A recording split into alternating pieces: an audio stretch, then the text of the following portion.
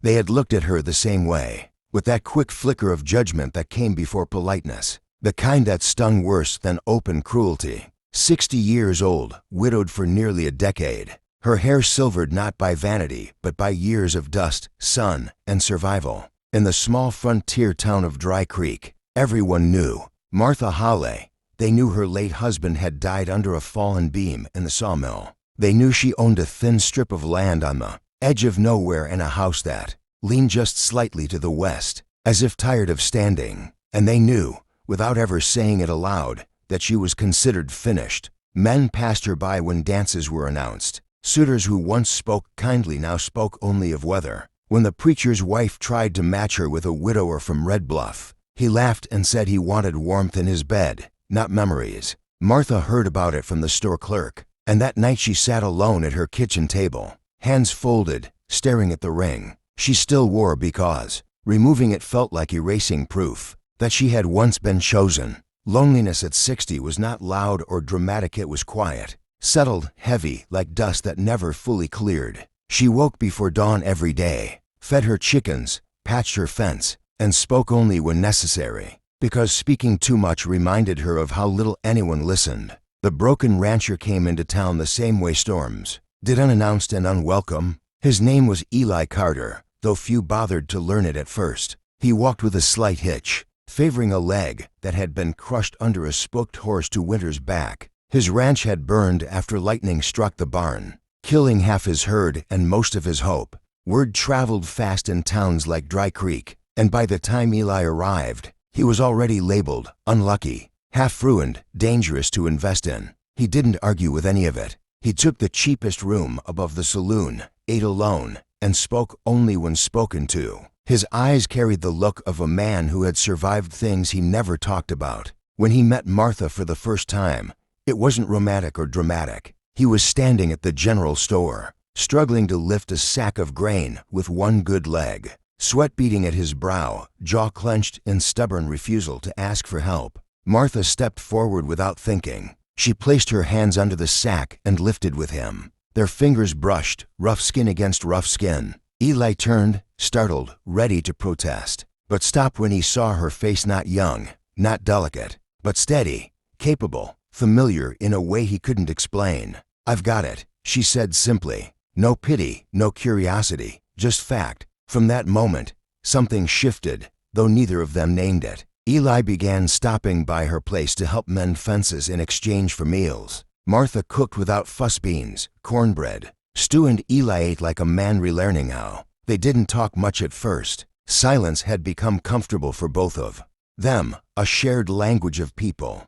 who had been disappointed by life and were tired of explaining it. Townsfolk noticed, of course. They always did. Whispers followed Martha when she walked to church. Why was she wasting time on a broken man? Why would he spend time with an old widow? They said old love was foolish, that desire had an expiration date. Martha heard it all and said nothing. But at night she lay awake, wondering if they were right. Eli, for his part, struggled with guilt. He had buried his wife 5 years earlier, a fever taking her before spring thawed. He told himself he was only being neighborly, that he owed her for the meals, that he didn't notice the way her laugh surprised him, or how her presence eased the constant ache in his chest. One evening, a storm rolled in fast and violent. Eli was caught halfway between town and Martha's place when his leg finally gave out. He fell hard in the mud, pain flaring white-hot. By the time Martha heard the pounding on her door, rain was slicing sideways and Eli was barely upright. She pulled him inside without a word, stripped off his soaked coat, and sat him down by the fire. Her hands were firm as she cleaned the scrape on his leg, fingers warm, unafraid. Eli stared at the flames, jaw tight, ashamed of his weakness. "Everyone thinks I'm done," he muttered. Martha paused, then looked at him, really looked. "They said the same about me," she replied quietly. In that moment, something fragile and honest passed between them, not desire, not yet, but recognition. To people the world had dismissed, seeing each other clearly for the first time. Days turned into weeks. Eli began sleeping better. Martha found herself humming again while she worked. The town didn't soften, but it grew quieter, as if unsure how to argue with something so calm and real. One afternoon, while fixing the porch rail, Eli slipped. Martha reached out instinctively, steadying him, and he laughed a real laugh, unguarded. The sound startled them both.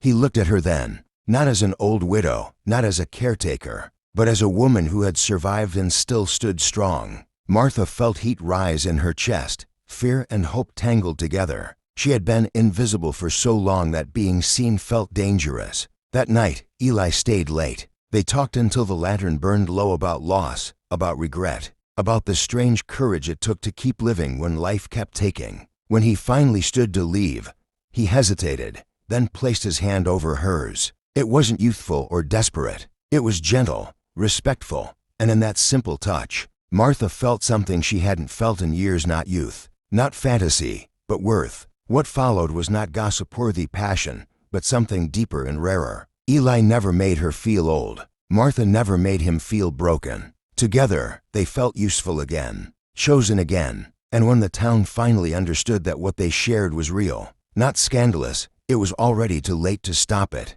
Because love, real love, does not ask permission from age or circumstance. It simply arrives, quiet and undeniable, and refuses to leave. And if this story moved you, if you believe the Wild West was full of untold stories of second chances, quiet courage, and love that arrived late, but strong, subscribe to Wild West Dairies. Because out here, the most powerful stories aren't about guns or gold. They're about hearts that refuse to give up. If you're drawn to stories of second chances, quiet strength, and frontier love, make sure to subscribe to the channel. These stories only get deeper from here.